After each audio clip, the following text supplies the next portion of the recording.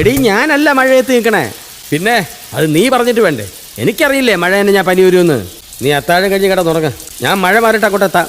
ഓത്ത് വിശ്വസിച്ചു. ഭാര്യ എത്ര ഭാര്യ. എങ്ങനെയുണ്ട് എന്റെ ഐഡിയ? ഞാൻ പറഞ്ഞില്ലേ മഴ നനഞ്ഞോണ്ട് വെള്ളടിക്കാൻ. മഴ ഓക്കെ, ഒരു ഇടിയും കൂടെ ഉണ്ടായിരുന്നെങ്കിൽ. ഇതെങ്ങനെയുണ്ട്? ഇടിയും മിന്നലും മഴ ഓക്കെ. ഇനി കൊടുങ്കാറ്റ് വേണം. അയ്യോ വേണ്ടായേ. ഇവൻ ഇടി മാത്രം പോരാ, ഒരു ചവിട്ടും കൂടി കൊടുക്കാൻ വേണ്ട.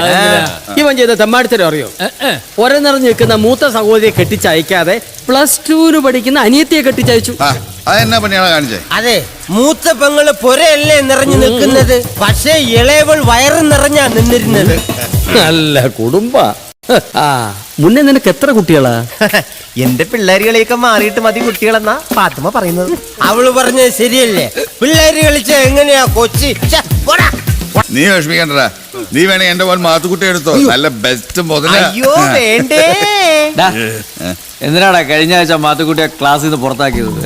അത് പിന്നെ അവൻ അതെ, ടീച്ചർ അവനോട് ലാവ ഉണ്ടാകുന്ന എങ്ങനെയെന്ന് ചോദിച്ചു. അവൻ വാവ ഉണ്ടാകുന്ന എങ്ങനെയെന്ന് എഴുതി വെച്ചു. തിരിഞ്ഞു പോയാടാ. തന്തയുടെ മോൻ തന്നെ.